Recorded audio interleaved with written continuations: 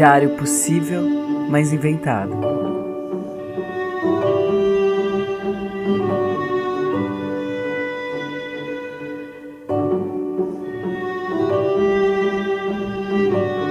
Data: no almoço de domingo. Local: Em volta da mesa de jantar.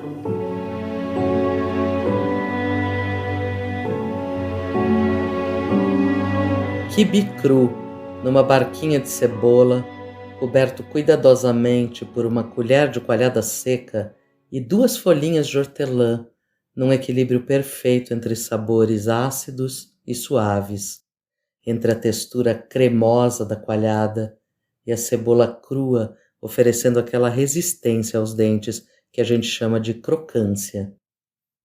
Eu ainda mamava, eu nem tinha dentes. A minha mãe me deixou em casa com meu avô. Quando voltou, viu que eu estava mastigando alguma coisa super feliz. E ficou em pânico.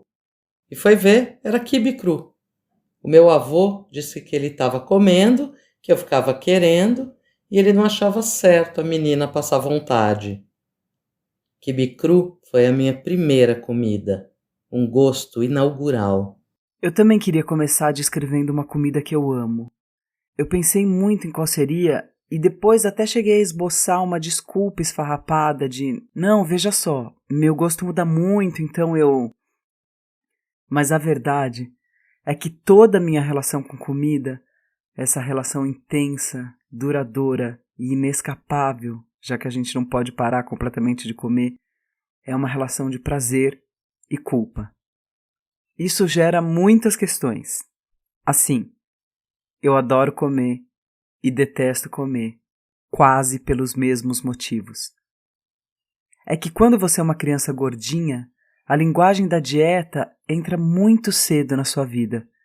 Desde muito cedo, eu sei o que é carboidrato, proteína, gordura, porque desde muito cedo eu fui condicionada a saber, para além do sabor e prazer daquela comida, quantas calorias, quanto carboidrato, ou, numa linguagem simplificada, quantos pontos eu estava comendo. E essa quantificação nunca mais saiu de mim. Um ovo frito com as bordinhas da clara bem tostadas. A gema mole sobre a qual a gente coloca umas gotas de limão. Aí a gente fura delicadamente com o garfo e nessa gema mergulha um pedaço de pão fresquinho. E de novo um equilíbrio. E a memória do meu avô. Era com ele que eu comia, imitando seus gestos, sentada no chão da sala, com o prato apoiado na mesinha de mármore. Eu quase ouço os passos da minha avó trazendo os 2 pratos para a gente pelo longo corredor. Eu ainda prefiro ovos de gema mole, mas a casquinha crocante da clara eu nunca mais comi. Por exemplo, durante muitos e muitos anos, minha comida preferida de longe foi tomate. Tomate cru mesmo, parte no meio e come como uma fruta, que aliás ele é mesmo, só com um pouquinho de sal. Refrescante, saboroso, macio e caudaloso. Eu estava escrevendo sobre isso quando de repente me lembrei do afeto triste que esse prazer envolve. Eu comecei a comer muito tomate quando eu descobri que tomate era 0 pontos da dieta. Tomate era livre, eu podia comer quantos eu quisesse. Aí vem um pensamento assim: por que será que eu comecei a gostar de tomate? Será que eu gosto mesmo de tomate? Ou eu me forcei a gostar de tomate porque eu podia comer sem culpa? Todas as comidas têm isso: prazer e culpa. Um prato fundo com feijão, com caldo bem grosso. Um fio generoso de azeite. Uma colherada no feijão, uma mordida no pão quente buscado na padaria assim que sai a fornada. Era isso que eu comia aqui, nessa casa em que eu moro hoje, numa mesa nessa mesma cozinha, às 6 da tarde, quando a dona Odete, a vizinha, convidava a gente para jantar. Era um prato estranho para a gente. Como assim feijão com pão e não arroz? Mas na primeira colherada pareceu a combinação perfeita. Comida a gente aprende também. Aí tem o outro grande amor da minha vida gastronômica, que é um amor bem simples, nada requintado. O pão francês. Pão em geral, mas pãozinho francês, pãozinho de casca, pão de sal, aquele pão quentinho, até puro. E quando eu penso em pão francês, vem o amor e o carimbo. Carboidrato. E carboidrato simples, de digestão fácil. E vem junto a grande tabela de equivalências com várias das coisas que eu gosto. Batata, batata doce, mandioquinha, arroz. E toda comida é assim. Automaticamente o sabor, o prazer e a tabela de pontos, calorias, equivalências. Tem o sanduíche do primeiro bar que eu frequentei na vida, na época da faculdade. Eu comia no balcão. Pão de forma tostado, frango desfiado meio cremoso, milho, queijo derretido, cortado em 4 na diagonal, com batata frita. Eu não sei se era bom mesmo, talvez sim, mas acompanhou o início de uma outra vida, quando eu fui morar sozinha, quando eu casei a primeira vez, quando eu comecei a beber, a ouvir música ao vivo cantada por umas moças sorridentes, e eu encontrei finalmente a minha turma de pessoas que amavam livros, artes e política. É do mesmo jeito que eu gosto de tomar café com chantilly, porque me lembra um primeiro e grande amor que tive, com quem eu compartilhava esse gosto, de apreciar o contraste entre o gelado adocicado do creme em contato com o amarguinho do café. Então, chamar para tomar café com chantilly, ou no frio campineiro, chocolate quente com conhaque e chantilly, era o nosso jeito particular de falar eu te amo. Um outro enorme amor que eu tive fazia o melhor misto quente do mundo na chapa de ferro, e eu amo o misto quente até hoje por causa disso. E tem este último amor da minha vida, que é cozinheira, faz caldos demoradíssimos, e me ensinou que não se coloca óleo na água do macarrão, e ela coloca lenha na churrasqueira para a carne tostar com sabor diferente, mesmo numa quarta-feira que vira domingo, porque comida é festa e feriado. Mas é claro que a comida também guarda afetos bons, que estão menos relacionados com as comidas em si e mais com as ocasiões, os gestos e os cuidados do preparo. Quando eu puxo pelo amor, eu puxo os rituais e os gestos dos cozinheiros e cozinheiras preparando aquele afeto temperado. As mãozinhas da minha avó e depois da minha mãe e minhas tias, e agora também as minhas, enrolando bolinhos de bacalhau com 2 colheres, o cheiro do azeite quente e o estar junto fazendo isso. E essa memória me dá mais prazer do que o bolinho em si, já que causa pânico na tabelinha de pontos uma coisa feita com bacalhau, batata e frita no azeite. As mãos da minha outra avó enrolando o nhoque sobre a mesa, depois me ensinando: coloca na água e tira quando subir.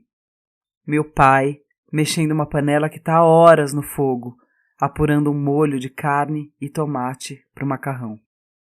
Minha tia Laura fazendo marshmallow para cobertura do seu imbatível bolo de nozes. Bolo de nozes, gente, a tabela mental de pontos pira. Essas que eu citei nem são as comidas que eu mais gosto, não. Não o gosto, mas são as que eu mais amo pela memória dos gestos e do amor empregado no preparo. Não sei se comer elas assim, sem o ritual de amor que envolve o preparo delas, tem o mesmo efeito. Sabe? Talvez por isso eu deteste cozinhar só para mim, porque preparo da comida, para mim, tem a ver com amor compartilhado. E amor é melhor compartilhado mesmo. Eu lembrei do arroz da minha tia Ivete, preparado no fogão a lenha, feito com banha de porco do próprio sítio.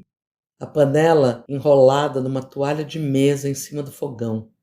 Eu comia pratos de arroz, só daquele, que tinha um gosto tão bom, tão bom, tão bom, que eu não consigo descrever. Do mesmo jeito que eu não consigo descrever a sensação do leite despejado direto na caneca, quase de madrugada, morno ainda do corpo da vaca. A palavra certa é untuoso. Vem de unto, óleo, gordura. É a mesma raiz de untar uma forma, ou seja, cobri-la de manteiga ou óleo, mas também de ungir, do ato da unção, a sacralização de algo. Comida tem isso de sagrado. O momento maior do rito católico é uma encenação da ceia. E partindo o pão, disse: Tomai e comei todos vós, este é o meu corpo. Fazei isso para celebrar a minha memória. Eu não vou considerar o aspecto um pouco macabro de que o fundamento católico é um ato antropofágico. Mas olha o que está na mesa, literalmente. O pão e o vinho como símbolos de uma aliança com o sagrado. E o que é sagrado nesse ato? Eu acho que é isso que a Ana falou, o compartilhamento, a memória e o afeto. E a história também. Não é só a história pessoal da gente e dos nossos afetos, mas a história da humanidade. A comida e seu preparo é a própria cultura se manifestando. As celebrações de colheita, o cultivo da terra para a subsistência, a caça, a importância do pão, esse meu amor, que multiplica o grão, que alimenta mais gente, os fermentos, as leveduras todas, as comidas típicas que nos contam daquele povo, seus hábitos, sem falar na conserva dos alimentos, que dizem, e eu acredito, levou às grandes navegações, o comércio de especiarias, mais do que gosto, a conserva, o preparo. Eu ousaria dizer que a humanidade se desenvolveu à procura e em volta do alimento.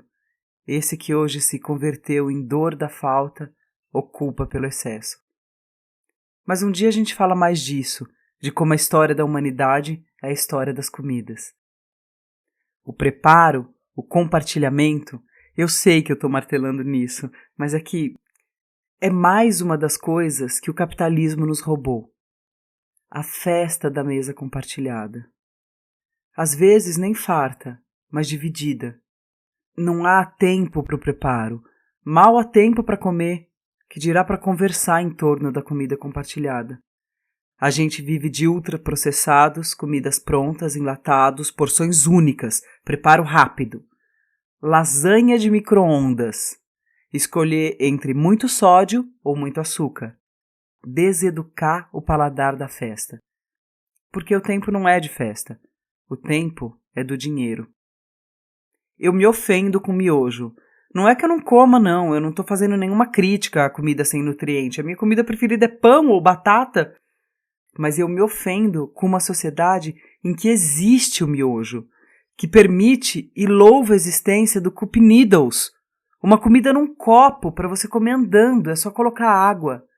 E me ofendo mais ainda com o miojo nutritivo, o miojo natureba, a comida industrializada e balanceada nutricionalmente. Une duas pontas nefastas do mesmo problema, a falta de tempo para aquilo que constitui a história da humanidade, o preparo e a fruição, e a pira de uma comida que não é composta de ingredientes e afeto, é apenas de rapidez com substâncias nutritivas acrescidas de ferro e vitamina B. A comida que o gosto não é dado por aquele segredo de família, mas pelo segredo industrial do glutamato monossódico com sei lá o que abre o sabor de nada que aquela comida tem. Em tempos de fome, a gente não toma nem mais leite untoso, nem mais leite processado na caixinha. A gente está tomando preparado lácteo. Eu detesto essa vigilância sobre a comida, essa dissociação entre se alimentar e sentir algum prazer. Talvez seja esse o meu problema e a minha enorme dificuldade com dietas. O controle sobre o corpo sempre se dá pelo controle do que faz o corpo estar em festa. Parece que é assim, olha.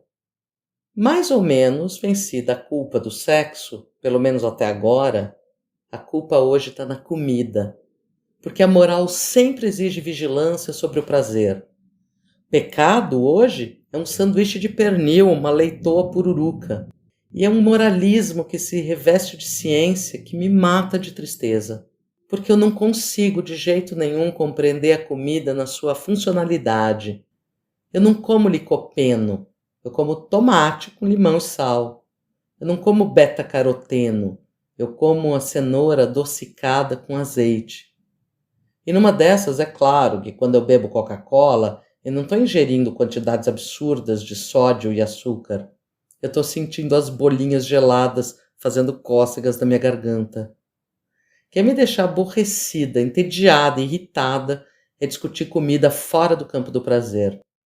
Fica me soando como as beatas carolas falando de virgindade, de pureza, de castidade. Não que eu não entenda os danos disso, longe de mim, os meus joelhos andam se dobrando sob o meu peso.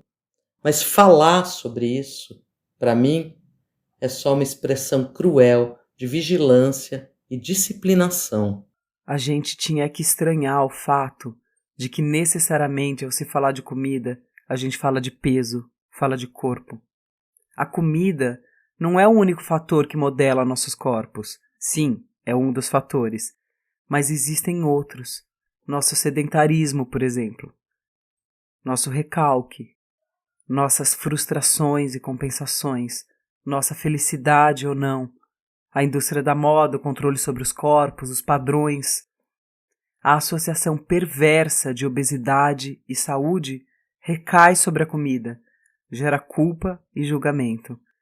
Eu queria deixar a comida no campo dos afetos bons, no campo do amor, no lugar da festa.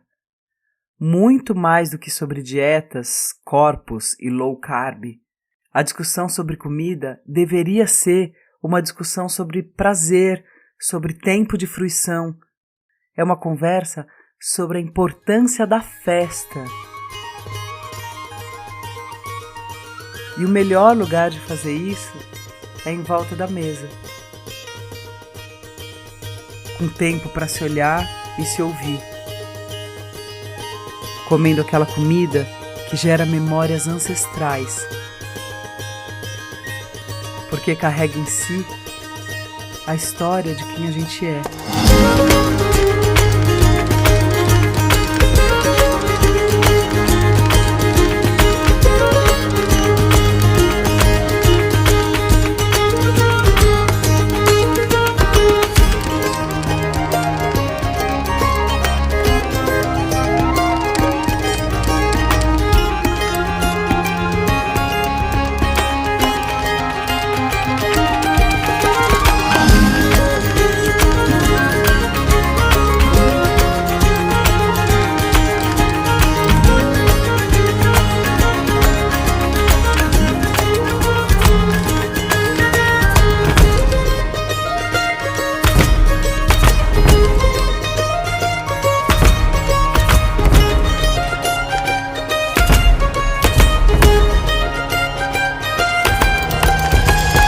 Diário possível, mas inventado é exatamente o que o nome diz.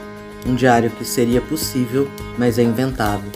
Se você quiser contribuir com o nosso projeto, pode mandar um pix de qualquer valor para anaroxo2x@gmail.com. Para saber mais, entre em diariopossível.com. Nossa, Tati, você me deu uma vontade de comer feijão. Não, feijão da Dona Odete, você não acredita.